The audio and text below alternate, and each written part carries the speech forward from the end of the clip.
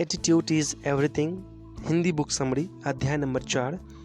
इस चौथे अध्याय में हम जानेंगे कि प्रतिबद्धता का मतलब क्या होता है और क्यों कहा गया है कि प्रतिबद्ध हो जाएं और पूरी दुनिया हिला दें। अलेक्जेंडर ग्राहम बेल के बारे में ज़रूर सुने होंगे। उनका कहना है कि मैं नहीं जानता कि यह कौन सी शक्ति है, मैं बस इतना जानता हूँ कि इसका अस्तित्व है। यह किसी व्यक्ति को तभी उपलब्ध हो सकती है जब उसे मालूम हो कि वास्तव में वह क्या चाहता है, और जब तक वह दृढ़ संकल्प न कर ले उसे वह नहीं पा सकता है, चाहे कुछ भी हो जाए। तो आखिर प्रतिबद्धता का मतलब दूसरी भाषा में लेखक समझाते हैं कि किसी भी कीमत पर प्राप्त करने की इच्छा प्रतिबद्धता कहलाती है। किसी भी निष्कर्ष पर पहुंचने से पहले मैं स्पष्ट कर दूं कि किसी भी कीमत पर के अंतर्गत ऐसी कोई भी गतिविधि शामिल नहीं है जो अवैध, अनैतिक एवं दूसरों के लिए हानिकारक हो। फिर इस इच्छा का सही अर्थ क्या है? वास्तव में यह एक मानसिक प्रवृत्ति है जो कहती है कि यदि मुझे अपने लक्ष्य तक पहुंचने के लिए रोज 5 कदम चलना पड़े तो मैं 5 कदम ही चलूंगा। यदि मुझे अपने लक्ष्य तक पहुंचने के लिए 55 कदम चलना पड़े तो मैं 55 कदम ही चलूंगा। और यदि मुझे अपने लक्ष्य तक पहुंचने के लिए 155 कदम चलना पड़े तो मैं 155 कदम हर हाल में चलूंगा।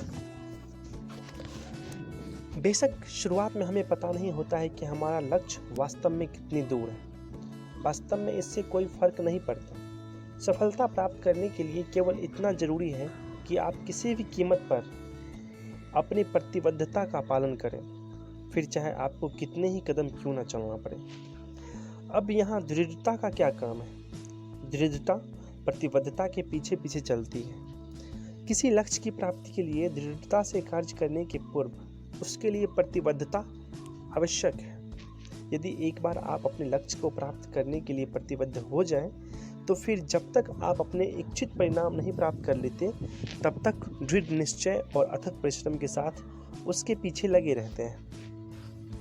अब जानते हैं कि ये जो कमिटमेंट है उसका जादू क्या होता है। कमिटमेंट इंग्लिश शब्द है, इसको हिंदी में हम प्रतिबद्धता कहते हैं। यदि आप किसी कार्य के लिए प्रतिबद्ध हो और किसी भी कीमत पर उसे करने के लिए उत्सुक हो तो आप ऐसे लोगों और परिस्थितियों को आकर्षित करना शुरू कर देते हैं जो आपके लक्ष्य को प्राप्ति के लिए आवश्यक सिद्ध होते हैं। यदि आप स्वयं को एक बेस्ट सेलिंग लेखक के रूप में स्थापित करने के लिए समर्पित हो चुके हैं तो आप अचानक ही किसी लिटरेरी एजेंट से टकरा जाएंगे या फिर कोई ऐसी टीवी कार्यक्रम खोज लेंगे जो आपको इस विषय में सुझाव दे सकता है।